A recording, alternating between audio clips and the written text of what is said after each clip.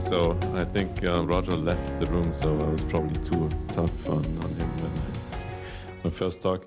So Roger asked me to talk about annular repair, something that he also works in the lab, and talk about our clinical results that we obtained in Europe and give a brief overview of where that's going to go and what we think is. Here we go. I'll try to open this. Okay. Very good. Is it working? Just give it a minute.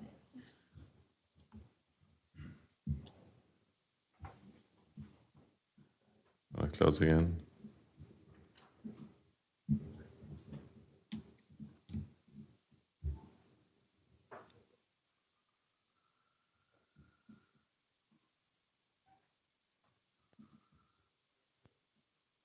That seems okay. Very well. Okay, so what works in annular repair, a topic that we have discussed in recent years. I do have disclosures that may be relevant. We were supported by an American company on performing a study, and I'm an educational consultant for that company, so I may be biased. Disc surgery outcome, when we talk about disc surgery and we tell our patients that this is a very straightforward, easy surgery and the results are excellent. And I usually tell my patients 90+% success rate. And if you look in the literature, I'm lying because at 1 year, success rate is about 75 to 80% in the big Scandinavian studies. You have a reoperation rate of 10, 15, 20%. And if you look at the reoperation rates over time, so after 10 years, 20% of your patients are reoperated. And if you reoperate a patient, he's going to be much worse than if he needs only one operation. And there has been a dilemma that we are aware of, that if we do, and we did our sequestectomy study 15 years ago, we found that actually sequestectomy was better in avoiding accelerated degeneration if you don't go in the disc. So you will have less back pain over time in comparison to an aggressive discectomy, but you may have higher recurrence rates.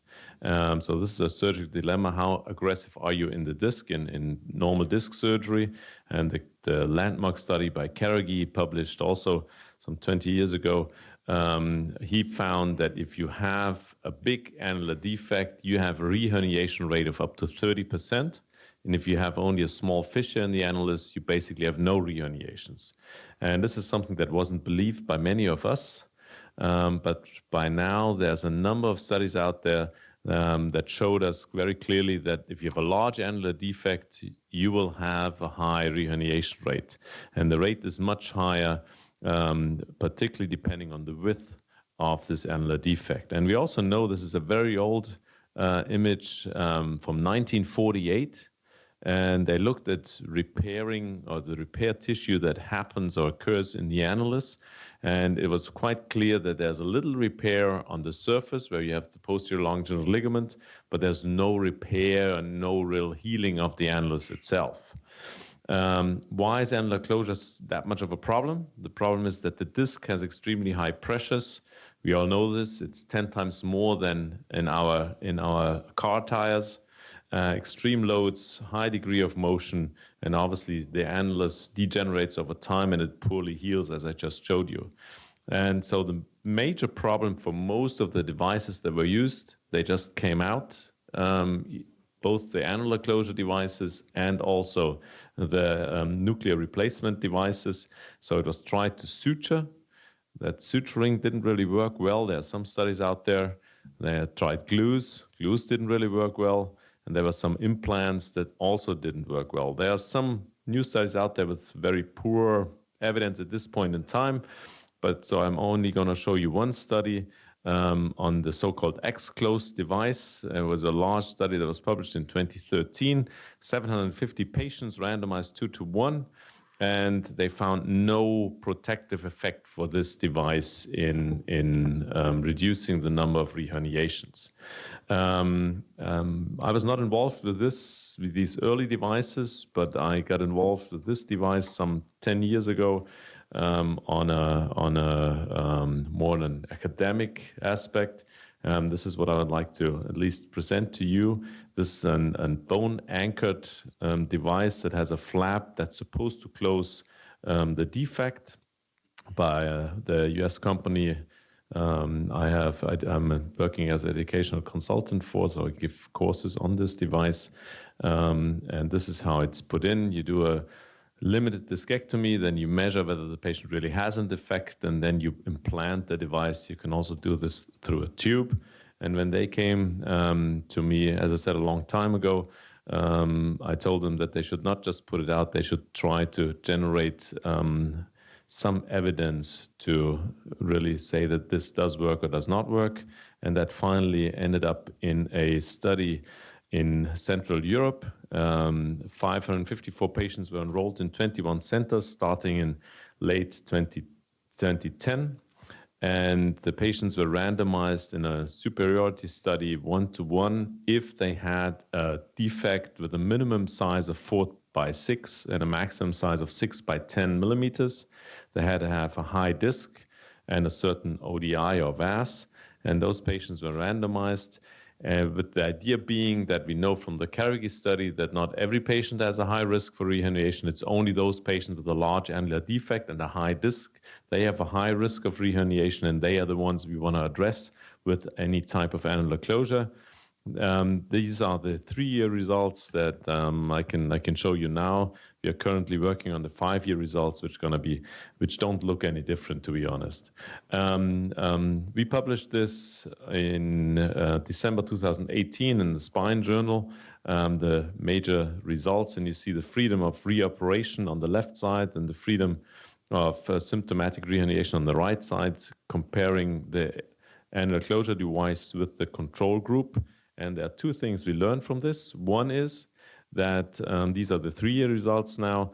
Patients with symptomatic recurrent reherniation, we have a 30% reherniation rate, which is exactly what Carrigy found, which no one of us believes. We all think we are much better, but this is the subgroup of patients that are at very high risk of reherniation, and this was reduced by 50% using the device.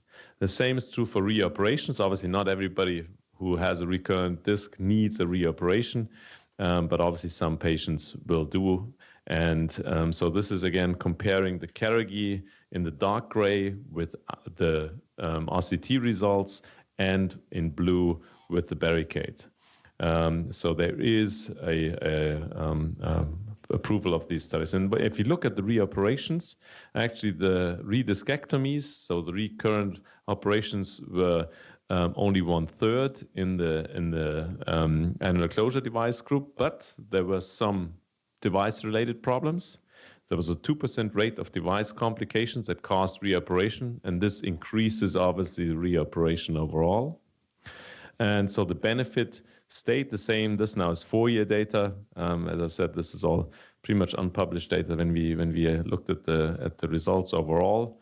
And the 5-year data looked the same. There was one big problem that almost all patients after 3 years developed kind of end plate changes that you see on the right side here. We see those end plate changes also in the control group, but only in 1/3 of patients, and we see it in basically all the patients with the device. And there was a big concern that this would be a clinical problem, or turns up to be a clinical problem. So we published several studies on this, and as you see here, the rate is much higher in those patients with the implant. But we could show that they don't grow, they stabilize over time. And that's why I don't want to go into too much detail. We published several papers on these end plate changes because we were really worried about them. And that's why with these results, the FDA approved that device for the United States. Just a few words where I think the journey is going to go. I think this is going to be just something we use for a few years. This is work we've done in our lab on biologic repair of the annulus.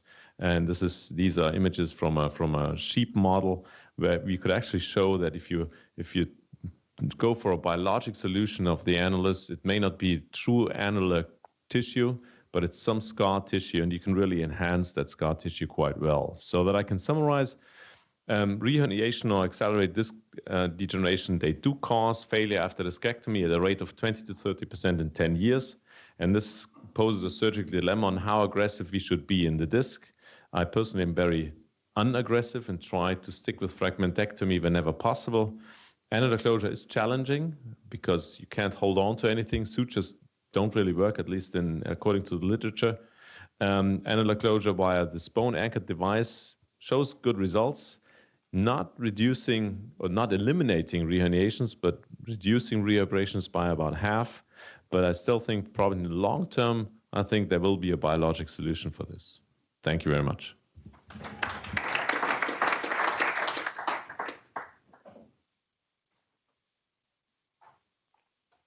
That's great.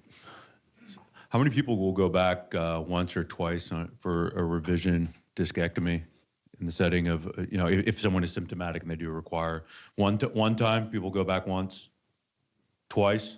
I go back twice. If that's only leg pain, I go back twice. Just leg pain. Yeah, recurrent disc. They come back 10 years later, I'll go back. Go back or more. Yeah. If they're asymptomatic in between and then they develop reherniation, then I'm happy to go back. Not as many times, but yeah, I agree. 3 times, so yeah. Roger, what are you doing? With the endoscope, we got to go back many more times. That's right. Exactly. But there's less scar tissue, so it's fine. The correction of the tubular recurrent disc. Yeah, twice, but it depends on the symptoms. Somebody's got a lot of back pain, or somebody seems to have instability that maybe you fuse earlier. Yeah. Just leg pain. Yeah, twice usually. I have a question. I see that the indication here, it might be the paramount thing, whether this works or not. So it's like indications are soft, extruded discs with very high only. And because I remember visiting these guys at MIT years ago. Yeah. And the engineers themselves were having trouble defining what a herniated disc was. For example, one of them was saying, my mom had 3 operations, and I think this is a device for her. And I was like, nope. Her mom did not have a herniated disc. So that was an issue. This could work, but the indication must be very narrow, the way I see it. Yeah, I agree. We looked a lot into this. And probably, if I look at my practice, it may differ from private practice to university hospital, but in my practice, probably only 15, max 20% of patients would qualify for this. And I would recommend, because I think we've done so many mistakes in the past, that new technology we would use on a very broad indication and then find out it doesn't work for them, I think we should do it the other way around. We should start with the ideal indication and then probably broaden the indication over time. But what we also saw, that in our own series of patients in that RCT, that young females with high discs had an almost 45% risk of reherniation. And if you would have told me that before, I would have kicked you out of my OR or hospital. Those patients, there's a subgroup that has a very high risk. Unless you take out most of the disc and they're very aggressive, and then they're going to have back pain 2 years later. This is a big problem. For those, it's a perfect implant. But I agree, it's only for those high-risk patients. Claudius, where do you think the osteolysis comes from on the CT scan? Is it a reaction from biomechanics, or is it like a foreign body reaction? But we took out a few, not at our place, but in the study overall, and they did histology on those, and it doesn't seem to be a foreign body reaction because it's just like a Gore-Tex, it's very inert, but it seems to be a mechanical reaction to the mesh opposing the other end plate. And the funny thing is that we looked at this data forever, and those patients that had a flap actually going a little bit into the other end plate had the better results. And where you would think they should have the worst results because they have more end plate changes. They were a little better, not statistically significant, but they were a little better. So maybe this is that nature kind of adapts to this implant, and this may not be a bad thing overall, but it's usually the other end plate where you have that mechanical irritation. May I ask you the different scenario, not the discectomy case, but sometimes we have some cases with the annular tear only, and they have a severe problem, severe back pain. How do you handle these cases? I don't. There is no disc sequestration, just the annular tear. I'm very, very, very, very reluctant to treat those patients. I mean, sometimes you see those hyper-intensity zones on the MRI, and I just go for conservative care. I'm very reluctant to do any surgery on those patients. If they have only back pain, I believe they are in pain, but I don't think surgery is a good solution for those, at least at this point in time. I don't believe in ozone. I don't believe in IDET. If we've looked at this 20 years ago, it didn't work for us. So what do you recommend? Just doing the sequestrectomy and not opening the annular more than 6 millimeters? Or if you don't have access to those devices? Well, my rule is, that's a good question that I'm asked quite often. My problem is if I go with my pituitary rongeur into the disc, I always have a 6 millimeter hole. Always. Once I put the rongeur in, it's a 6 millimeter hole. And that's why I never go in the disc if I don't have to. If I take out the fragment and then I use my dissector or my little nerve hook, and if there's no hole in the annulus, that's all I do. That's all I do. I would never think about cutting the annulus anymore. Never, ever. Because I know I'm actually going to make it worse.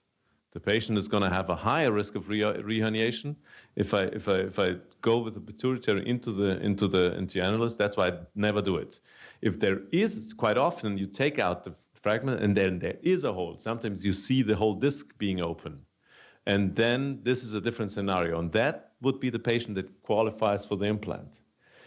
And if not, I try to do a limited discectomy, but still have a significant number of reherniations. But if you don't have to go in, don't. Only fragmentectomy. Any other question for Dr. What about the fragments that have migrated underneath the ligament? You know, these fragments that will go superior, inferior.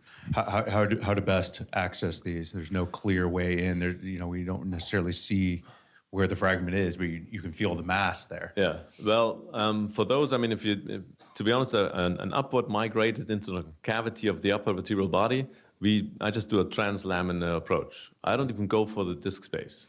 And I just take the fragment. And sometimes I don't even see the disc. I mean, you can palpate it a little bit, but then I don't even look for an annular tear, and I wouldn't do a discectomy anyway. Mm-hmm. And for those lower down, they usually do a regular interlaminar window.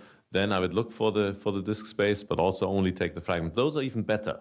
The more problematic are the ones that are at the level of the disc space. Sure. The contained ones. Yes. Yes. Great. Very well. Thank you.